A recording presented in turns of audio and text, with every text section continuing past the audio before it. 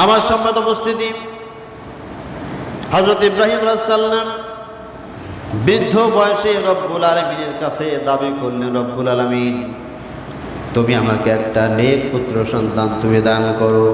রব্বি হাবলি মিনাস সলিহিন, আল্লাহ তাআলা তুমি আমাকে নেক পুত্র সন্তান তুমি দান করো।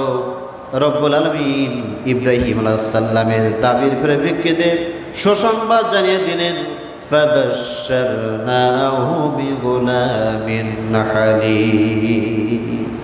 আল্লাহ তাআলা বলেন, ইব্রাহিম তুমি আমার কাছে দাবি করেছো, নেক পুত্র সন্তান তুমি কামনা করেছো, আমি রব্বুল আলামিন তোমার জন্য একটি ধৈর্যশীল সন্তানের সুসংবাদ আমি তোমাকে দিয়ে দিলাম। বলি সুবহানাল্লাহ।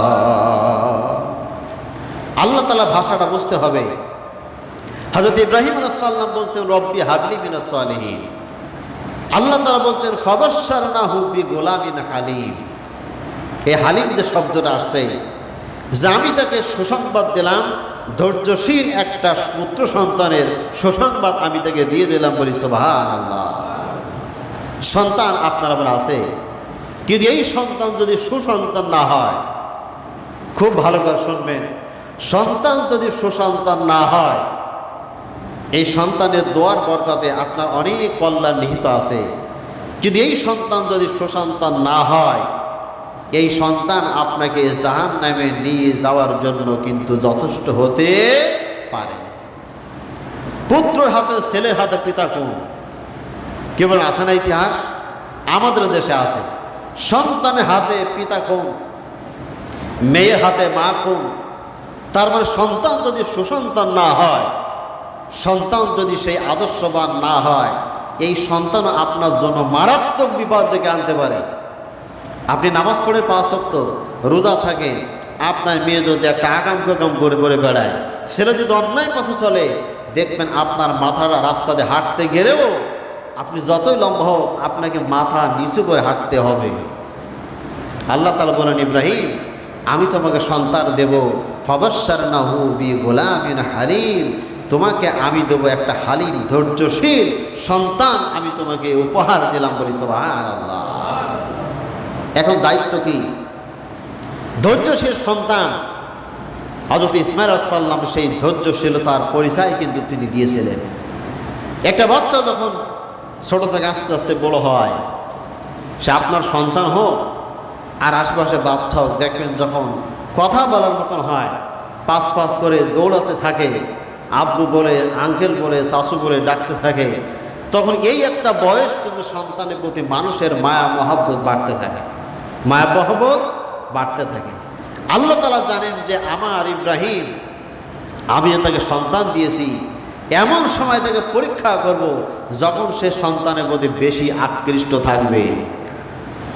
আল্লাহ তাআলা কোরআন পাকে সেই কথা জানিয়ে দিচ্ছেন, ফালাম্মা বালাগা মাআহুস সা'য়া ক্বালা ইয়া বুনাইয়া ইন্নী আরা ফিল মানাম আন্নী আযবাহুকা।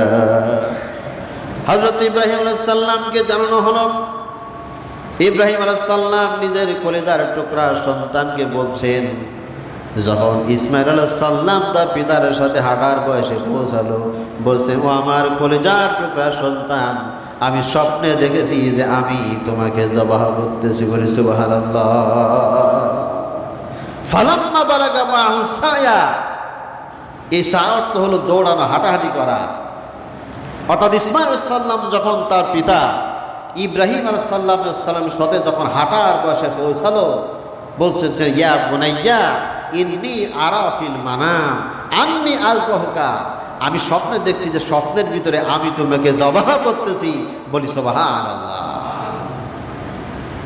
এবার পিতা বলতেছেন, পুত্র ইসমাঈলকে বলতেছেন, কলিজার টুকরা সন্তান, ফানজুর মাযা তারা, আমি যে স্বপ্নে দেখেছি, স্বপ্নের ব্যাপারে তোমার মতামত কি, তোমার ওপিনিয়ন কি, তোমার সিদ্ধান্ত কি, তুমি কি বলতে চাও? হযরত ইসমাঈল আলাইহিস সালাম তখন বললেন, ইয়া আবাতি ফাআল মা তুমার সাতাজুদুনি ইনশাআল্লাহু মিনাস সাবিরিন। হযরত ইসমাঈল আলাইহিস সালাম বলছেন, কলিজার টুকরা পিতা আমার, ইফআল, আপনি করুন, মা তুমার, সাতাজুদুনি ইনশাআল্লাহু মিনাস সাবিরিন। আপনি আল্লাহর পক্ষ থেকে যেই সুসংবাদ পেয়েছেন, যে আদেশ আপনি পেয়েছেন, আপনি আপনার আদেশ পালন করুন। বলি সুবহানাল্লাহ। কি সন্তান! কোনো প্রশ্ন করলেন না, জিজ্ঞাসাবাদ করলেন না যে কি স্বপ্ন আপনি দেখেছেন, যে আমাকে জবাব করতে হবে। জবাব তো দুর্জা, নিজের সন্তানের কোনো ক্ষতি, সামান্য কোন বিষয়ে যদি ক্ষতি হয়, দেখা যায় এই সন্তান পিতার কথা আর মানে না, আর মানে না। যদি এমন হয় জীবন্ত দূরে যায়, যদি বলা হয় সন্তান আমি স্বপ্নে দেখেছি যে রাস্তার পাশে এই যে 1 বিঘা জমি আছে, আমি এই জমিটা আমি আল্লাহর রাস্তায় আমি দেখছি, গতকাল স্বপ্নে দেখলাম এইটা আমি মসজিদের নামে দান করে দিতেছি, এই কথা যদি বলা হয়, জীবন্ত দূরে যায়, এইরকম একটা কথা বলে দেখে অনেক সময় সন্তানরা মানতে চাবে না। আব্বা তুমি এ স্বপ্নে তুমি ঠিক দেখো নি, এ স্বপ্নে মনে ঠিক না, ভালো করে আবার দেখো, এ সন্তান ঠিক হয়নি। তার মানে কি, পৃথিবীর বুকে সামান্য ক্ষতি অনেক সময় সন্তানেরা, পরিবার কিন্তু মানতে চায় না।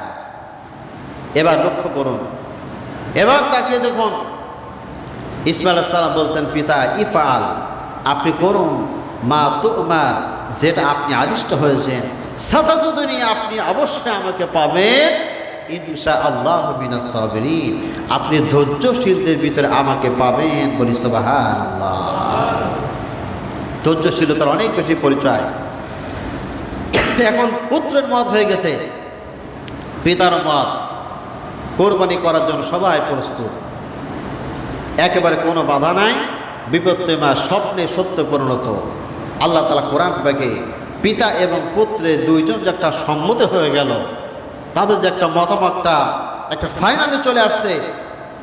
আল্লাহ তাআলা কোরআন পাকে সূরা সাফফাতের ভিতরে 100 নম্বর আয়াত থেকে টানা বাড়িতে পড়বেন 110 নম্বর আয়াত পর্যন্ত এই ঘটনাগুলো আল্লাহ তাআলা পর্যায়ক্রমে কিন্তু বর্ণনা করেছেন। আল্লাহ তাআলা এরপরে আবার বলছেন, ফালাম্মা আসলামা ওয়া তাল্লাহু লিল জাবিন, যখন তারা দুইজন, যখন তারা আসলাম, তারা যখন আত্মসমর্পণ করলো এবং যখন পুত্রকে কাঁধ করে শোয়ানো হলো, আল্লাহ তাআলার পক্ষ থেকে ডাক দেওয়া হলো যে ইয়া ইব্রাহিম قد صدقت الرؤيا إنا كذلك نجزي المحسنين। আল্লাহ তাআলা ডাকলেন, ও ইব্রাহিম শুনে রাখো, তুমি তোমার স্বপ্নকে সত্য পরিণত করেছো, আর এইভাবে করে আমি আমার মুহসিন বান্দাদেরকে আমি রব্বুল আলামিন পুরস্কৃত করে থাকি। বলি সুবহানাল্লাহ।